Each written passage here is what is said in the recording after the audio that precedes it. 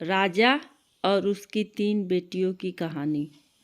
बहुत समय पहले एक राजा था जो खुद के बारे में सोचता था कि वह बहुत ही नेक सोच, दयालु स्वभाव और दरियादिली है।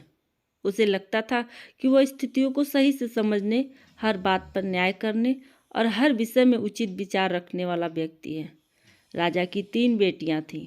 एक दिन उसने अपनी बेटियों को बुलाकर कहा, मेरे पास जो भी है वो सब तुम्हारा है। तुम तीनों को मुझसे ही जीवन मिला है। मेरी इच्छा अनुसार तुम तीनों का भूत, वर्तमान और भविष्य बना हुआ है, जो आगे भी ऐसा बना रहेगा। मैं ही तुम तीनों का भाग्य बनाता हूँ। राजा की यह बात सुनकर उसकी 2 बेटियों ने शांत मन से राजा की बात में हामी भर दी, लेकिन तीसरी बेटी ने ऐसा नहीं किया। उसने कहा, नहीं, मुझे तो नहीं लगता कि आपके हाथों में मेरा भाग्य है।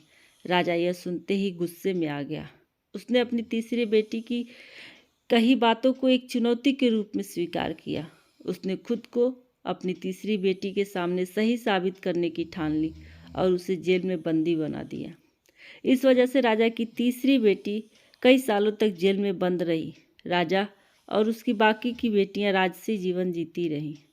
राजा मन ही मन सोचता कि यह मेरा ही हुक्म है जो मेरी जिद्दी बेटी जेल में है। लोगों को भी यही लग रहा होगा कि राजा का ही हुक्म है जो उसकी बेटी को ऐसा भाग्य मिला। उसकी प्रजा के लोग भी यही सोचते थे। उन्हें लगता था कि राजा की तीसरी बेटी ने जरूर कोई गलत कार्य किया होगा, तभी उसे जेल में कैद करके रखा गया है, वरना कोई भी पिता अपनी बेटी के साथ भला ऐसा कैसे कर सकता है। राजा कभी कभी जेल में कैद अपनी तीसरी बेटी से मिलने के लिए जाता। उसकी बेटी बहुत कमज़ोर हो गई थी, लेकिन अभी भी उसके विचारों में कोई बदलाव नहीं आया था। मगर राजा अपने कमज़ोर बेटी की हालत और नहीं देख पा रहा था। एक दिन उसने अपनी तीसरी बेटी से कहा, इस तरह से तुम्हारा जिद करना मुझे बहुत गुस्सा दिलाता है। अगर तुम इसी तरह मेरी आंखों के सामने रही तो गुस्से में मैं न जाने क्या कर बैठूंगा। मैं तुम्हें मौत की सज़ा भी दे सकता हूँ, लेकिन मैं एक अच्छे दिल का हूँ, इसलिए मैंने सोचा कि तुम अब मेरे राज्य के पास के ही एक जंगल वाली ज़मीन पर जानवरों के साथ रहोगी। राजा ने आगे कहा, उस जंगल में सिर्फ उन्हीं लोगों को रखा जाता है जो मेरे आदेश का पालन नहीं करते हैं। तुमने भी अपनी जिद की वजह से मेरी बात नहीं मानी, इसलिए तुम भी अब वहाँ मौजूद लोगों के साथ अपना पूरा जीवन काटोगी। इसके बाद तीसरी बेटी को उस जंगल की ज़मीन पर रहने के लिए भेज दिया। वहाँ वह फल और सब्जियाँ खाने और एक गुफा में रहने लगी। उसके पास पीने के लिए झरने का पानी और ठंड से बचने के लिए सिर्फ सूरज की धूप का ही सहारा था। वहाँ की खुली हवा में रहते हुए और फल फूल खाते खाते वह जल्दी ही पूरी तरह से स्वस्थ हो गई। उसने वहाँ पर खेती करना भी शुरू कर दिया। गुफा को उसने घर की तरह सजा लिया और खुशी खुशी वहीं रहती थी। एक दिन वहाँ एक भटकता हुआ राहगीर आ पहुँचा। उसे देखते ही देखते राजा की तीसरी बेटी से प्रेम हो गया।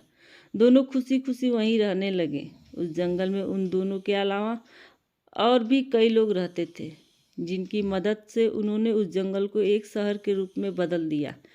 कुछ ही सालों में राजा की तीसरी बेटी और राजगीर उस शहर के राजा रानी बन गए। जब उनके शहर की चर्चा दूर दूर तक होने लगी, जैसे ही उसकी जानकारी राजा को मिली, वह जंगल में सब कुछ देखने के लिए पहुंच गया। जब उसने वहां की राजगद्दी पर अपनी बेटी को बैठे देखा और साथ में एक खूबसूरत युवक को, तो उसके होश उड़ गए। राजा की बेटी ने अपने महल में अपने पिता का पूरा सम्मान के साथ स्वागत किया। उसने अपने पिता से उसके बुरे बर्ताव और फैसले के लिए कुछ भी नहीं कहा। जैसे ही राजा वहां बैठा तो वह उसे एक आवाज़ सुनाई देने लगी जो वो कह रही थी, हर इंसान स्वयं ही अपना भाग्य बनाता है, कोई अन्य इंसान किसी और का भाग्य नहीं बना सकता। इसके बाद राजा को स्वयं ही अपनी गलती पर पछतावा होने लगा और उसने अपनी सभी बेटियों को अपने भाग्य से आज़ाद कर दिया। उसने अपनी तीनों बेटियों से कहा, भले ही तुम तीनों का भाग्य मेरे हाथों में है, लेकिन हर व्यक्ति खुद ही परिस्थितियों के अनुसार अपना भाग्य अच्छा बुरा बना सकता है। कहानी से सीख। राजा और उसकी 3 बेटियों की कहानी से हमें यह सीख देती है कि कोई भी व्यक्ति किसी का भाग्य बना या बिगाड़ नहीं सकता। हमारा भाग्य हमारे हाथों में होता है। जिसे हम अपने सूझबूझ से बना लेते हैं।